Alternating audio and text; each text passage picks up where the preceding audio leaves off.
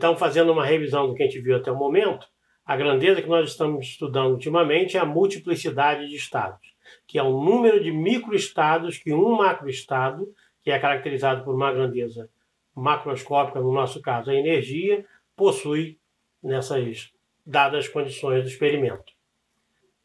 De início, essa grandeza parece um tanto esotérica, não parece ligação com as quantidades termodinâmicas que a gente está acostumado, mas no último vídeo eu mostrei que a derivada do logaritmo da multiplicidade, que nós chamamos de entropia, em relação à energia, dá o inverso da temperatura.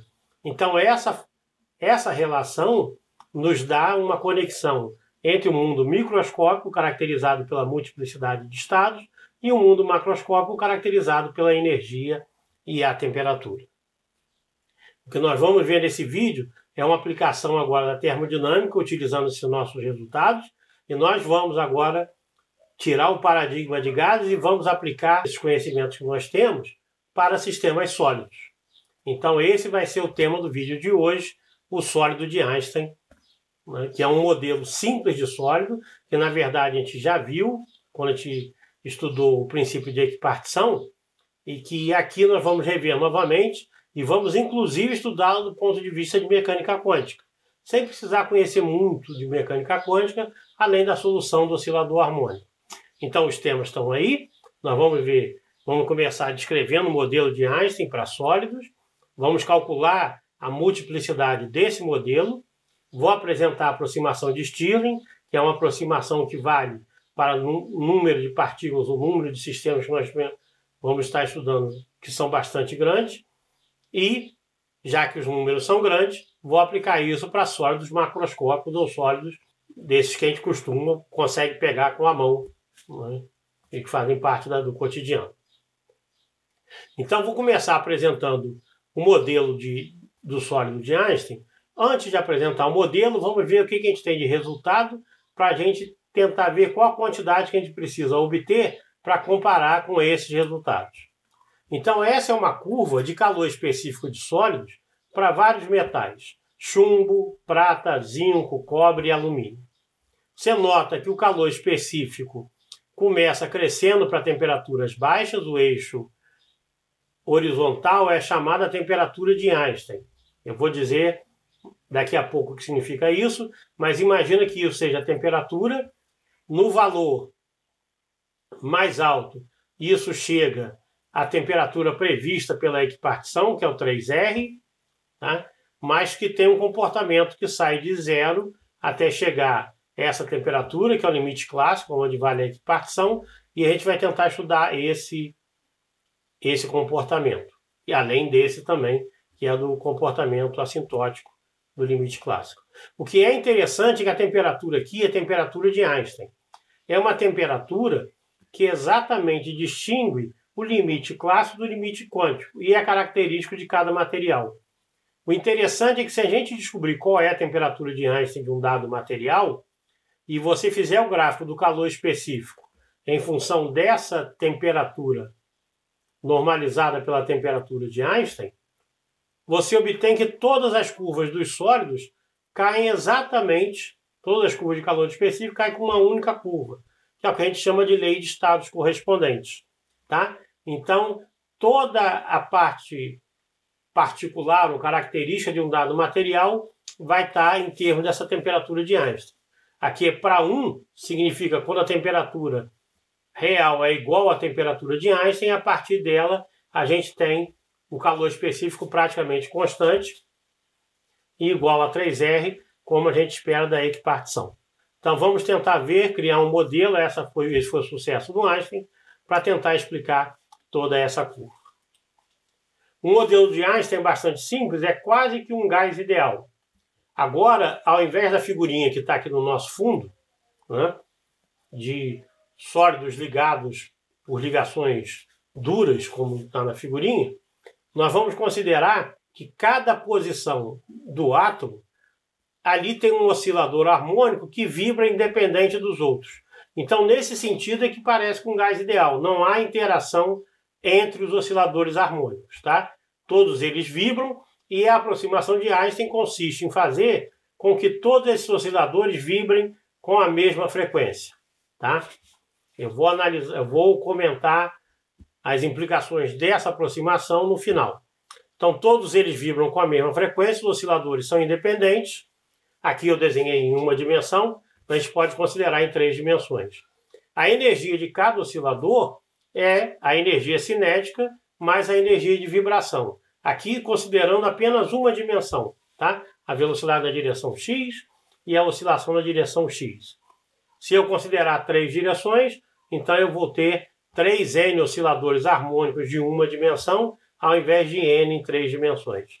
A energia é 3 meios de RT no limite clássico, o que significa que o calor específico, que é a derivada da energia em função da temperatura, vai dar 3R. Isso é o que a gente já viu.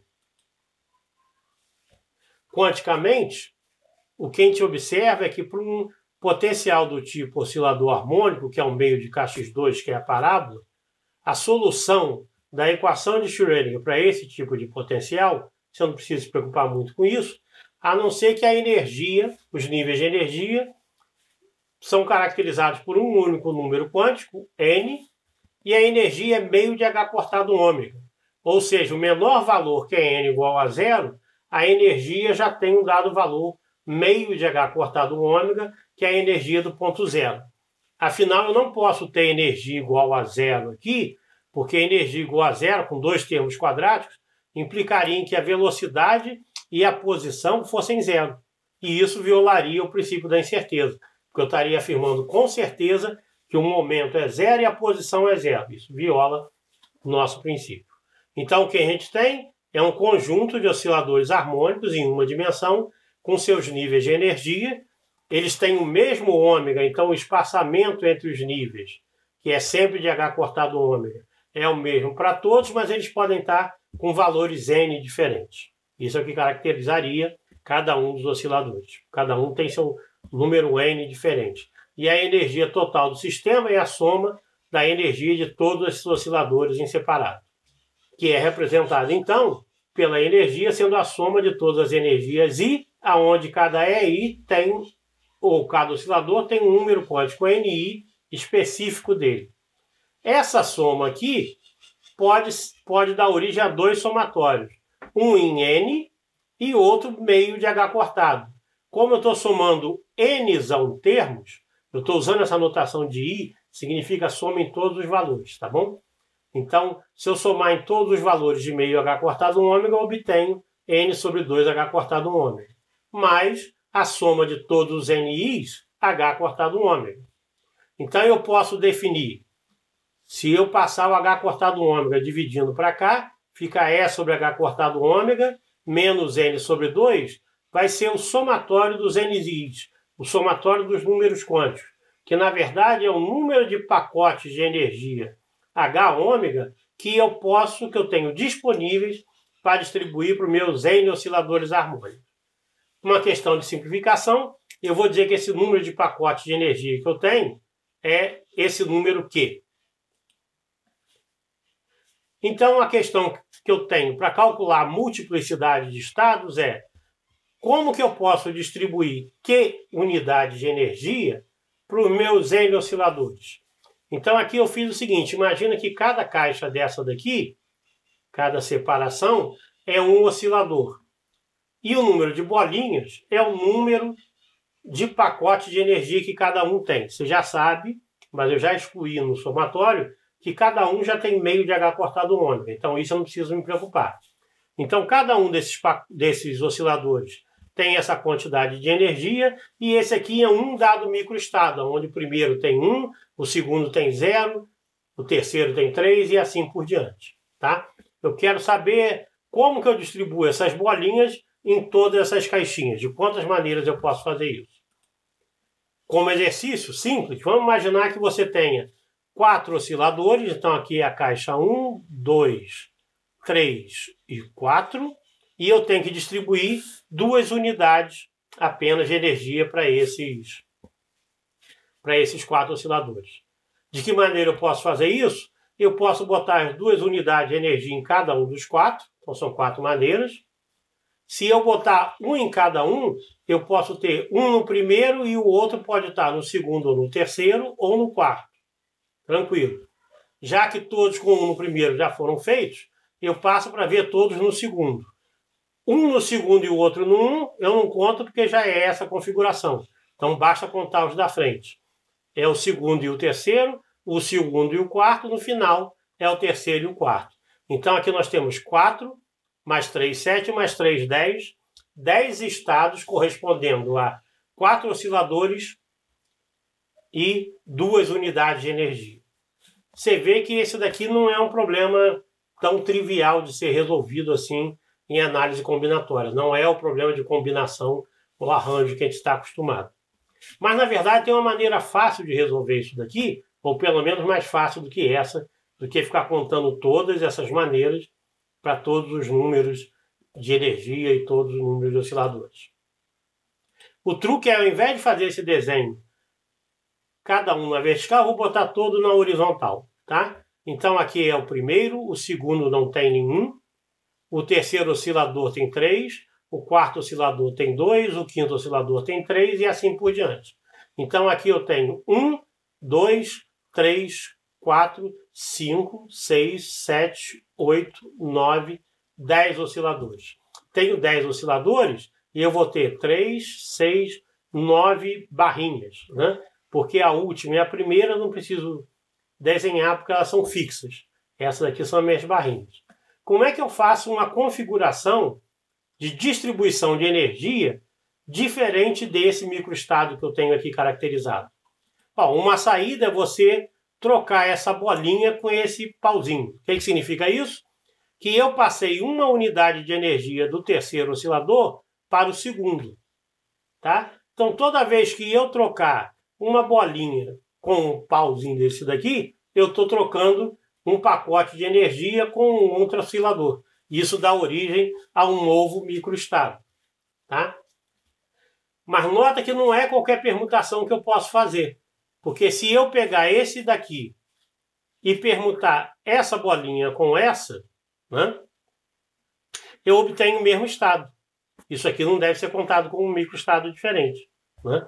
Eu só devo contar microestados diferentes quando eu fizer a permutação dos pacotinhos de energias, aqui representados pelos círculos, pelos osciladores representados pelas barras.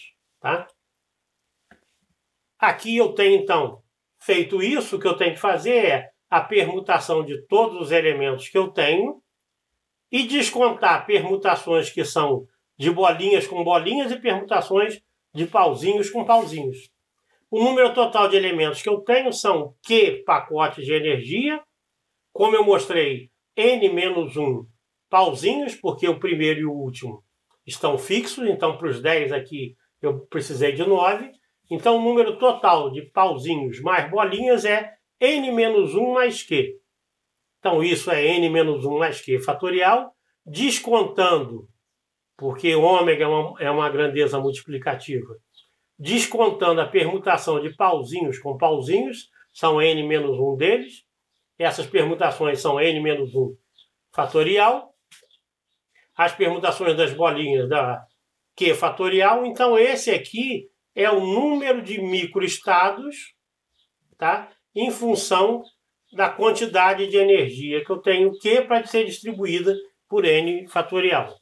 Então é um probleminha que não é tão difícil assim, é apenas a forma de gente, ao mudar a visualização, ao invés das barrinhas verticais e as bolinhas em cada container, eu fiz agora na horizontal e essa representação então fica mais fácil. Então consegui calcular a multiplicidade de estados.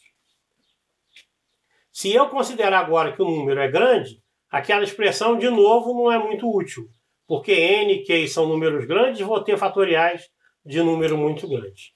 Então a gente vai começar a apresentar agora a aproximação de Stirling, que é uma aproximação para fatoriais de números muito grandes. Se eu tomar o fatorial de um número muito grande, é um número muito grande. Se eu tomar o logaritmo, fica mais razoável.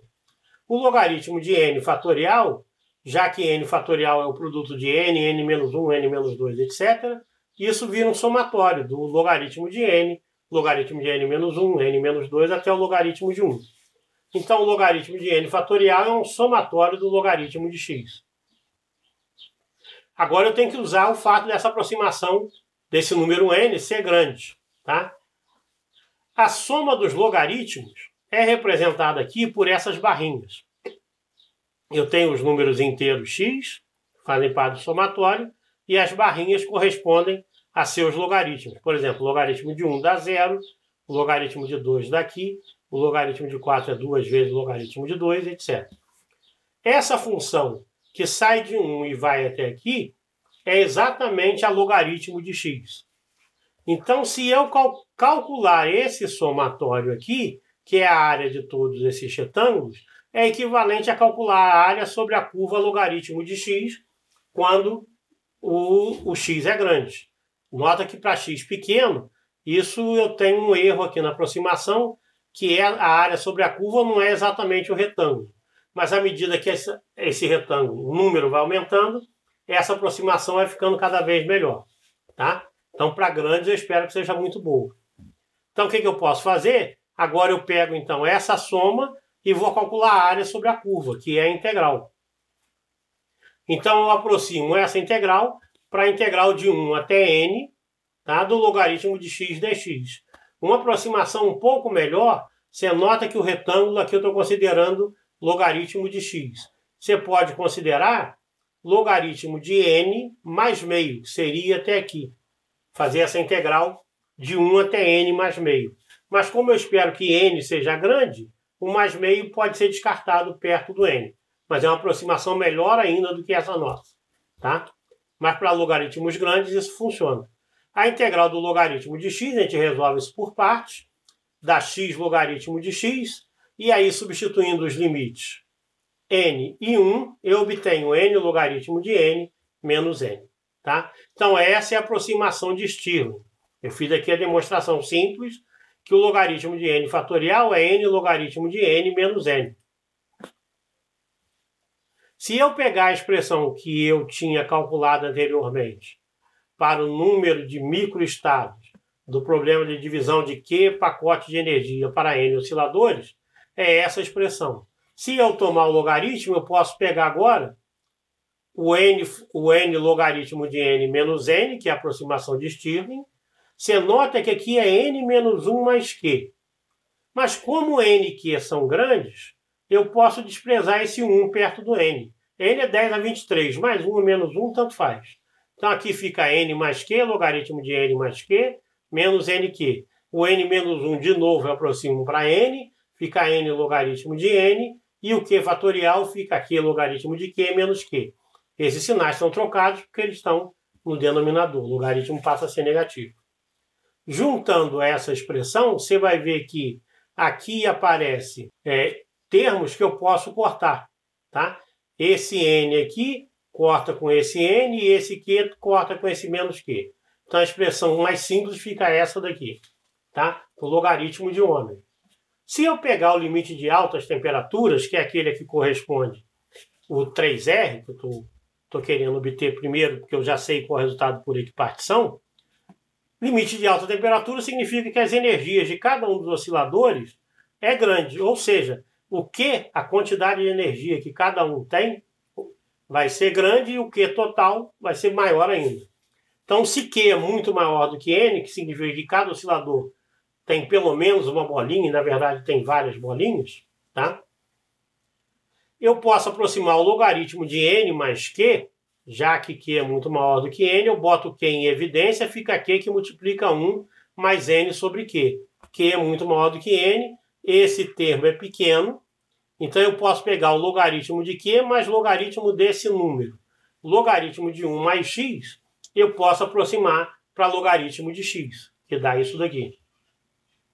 Então, essa expressão aqui fica n mais q logaritmo de q mais n sobre q, que eu acabei de achar, menos o n logaritmo de n, menos q logaritmo de q. Agora sim eu posso pegar todos os logaritmos que tem n multiplicando, é n logaritmo de q e o n logaritmo de n, vem para cá. Os logaritmos que tem q multiplicando vai ser q logaritmo de q menos q logaritmo de q, corta um com o outro. Então restam agora os termos sem logaritmos, que é o n, Aqui tem um Q, que multiplica, é o N, porque Q multiplica N sobre Q, então sobra o N, e sobra o N mais Q. N sobre Q. Pois bem. Então, pegando agora essa expressão que eu acabei de calcular, né, e lembrando que o Q eu defini são os números de pacotes disponíveis para distribuir para os meus osciladores, esse Q é sobre H cortado ômega menos N sobre 2, esse é muito maior do que N. Se esse número é muito maior do que N, significa que esse E aqui tem que ser muito maior do que N sobre 2. Se isso é muito maior do que N sobre 2, eu posso aproximar para E sobre ômega. E aí a entropia, que é K logaritmo de ômega, fica NK logaritmo de E sobre N mais 1. Tá? Aqui eu vou dar uma parada para fazer um comentário importante. Quando eu obtive no vídeo anterior aquela relação dρ de S, dρ de E igual a 1 sobre T, eu justifiquei para vocês utilizar logaritmo de ômega, porque o ômega é uma função que cresce rápido e o logaritmo cresceria mais devagar. Aqui tem uma justificativa muito mais forte. Olha essa entropia, que é uma grandeza termodinâmica. Ela depende de N aqui. Você imagina que você vai calcular a entropia agora de dois sistemas independentes. Dois sistemas idênticos, mas independentes. Quanto vale a entropia desse sistema composto de dois subsistemas iguais? Você gostaria que a entropia de dois sistemas independentes seja 2 vezes a entropia de cada um deles, já que eles são iguais. Ou seja, a entropia é extensiva. Ela cresce com o tamanho do sistema. Se eu dobrar o N, aqui dobra. Se eu dobrar o tamanho do sistema, a energia dele dobra também. Mas aqui tem E sobre N. Então eu estou dobrando a energia e estou dobrando o N. Então esse fator de dobrar cancela o numerador com o denominador. Então isso aqui fica invariante. Isso aqui também, também não depende do tamanho do sistema. Então a entropia agora vai ser só 2 vezes maior. Porque esse termo aqui permaneceu inalterado. Ou seja, a entropia é uma grandeza extensiva. É por isso, então, essa é a justificativa mais forte e mais física de por que usar logaritmo de ômega. Ômega é uma grandeza multiplicativa. O ômega de dois sistemas independentes, o ômega de um sistema formado de dois sistemas independentes, é o produto dos dois ômegas de cada um. Daria ômega ao quadrado, se eles são iguais. Mas a entropia, como é o logaritmo, ela é o dobro de dois sistemas iguais, como a gente deseja numa grandeza termodinâmica. Mas eu tenho, então, essa relação. Aqui o logaritmo de E é menos N logaritmo de H cortado ômega. Agora eu posso separar em dois logaritmos. Um que só depende de E e outro que depende dessa constante aqui, NH cortado ômega, com sinal de menos, porque estava no denominador. E vou usar a relação final, que a gente obteve no final do vídeo passado. dρ de S, dρ de E, isso é 1 sobre T. Se eu derivar isso aqui em relação a E, eu separei porque isso não depende de E, vai a zero. A derivada desse aqui em relação a E vai a zero. Sobra só NK derivada do logaritmo. A derivada do logaritmo dá o inverso. Então, 1 sobre T é NKBT sobre E. Ou seja, E é igual a NKBT. Ou seja, a energia corresponde, nesse limite de altas temperaturas, a um sistema com 2 graus de liberdade. Porque se fosse um só, seria meio de KBT. Aqui tem 2. Por que tem 2? Porque esse aqui é um oscilador unidimensional. Se eu fizer o oscilador em 3 dimensões, agora eu tenho que multiplicar por 3. Então, em 3 dimensões, o E fica igual a 3N KBT e o calor específico fica 3R. Tá? O que é fantástico, porque eu obtive um resultado que é experimental, o calor específico independente da temperatura, lá em 3R, justificando os dados experimentais, bate com a equipartição que a gente viu nos vídeos passados, tá? Mas eu tenho uma expressão que aqui eu fiz o limite de altas temperaturas, mas eu tenho uma expressão que é mais geral. Esse vídeo é para mostrar que vale a pena te calcular a multiplicidade, A partir dela, eu calculo a entropia. Usando a relação da derivada da entropia em relação à energia, eu tiro 1 sobre a temperatura. E aí eu encontro uma relação super importante em termodinâmica, que é como a energia depende da temperatura. Tá? A partir do cálculo de uma grandeza pura e simplesmente estatística, que é o número de microestados, né? Que a gente achava que não tinha alguma relação física. Mas a gente vê que, por enquanto, até como ferramenta para obter relações importantes, como a energia ou o calor específico, ela passa a ser útil e agora está justificado o uso dela, o porquê apareceu o KBT e por que eu tomei o logaritmo, para ela ser extensiva e bater com as unidades que eu estou acostumado de energia, joule, etc. Por isso eu uso o KBT. Então a gente já vê que o esforço combinatório para obter o ômega de E é plenamente recompensado, porque essa coisa funciona pelo menos no limite de alta temperatura. No vídeo que vem, eu vou pegar mais 2 aplicações ainda de sólidos, que é a gente estudar agora em baixa temperatura, aonde a gente vai ver os efeitos quânticos, a gente espera que sejam mais relevantes. Vamos comparar com aqueles resultados experimentais e vamos ver também o caso de 2 sólidos agora postos em contato. E aí, esse aqui é interessante, 2 sólidos em contato a temperaturas diferentes. Por que a energia flui do que está a temperatura mais alta, vai para a temperatura mais baixa? A gente já viu. Isso tem a ver porque a nova situação tem um maior número de macroestados, mas a gente vai ver isso em detalhe e em função dessas grandezas termodinâmicas que a gente acabou de ver. Então a coisa está ficando agora bastante interessante, consegue justificar por que eu tenho que calcular o ômega de E. Então, nós nos vemos no próximo vídeo. Até lá!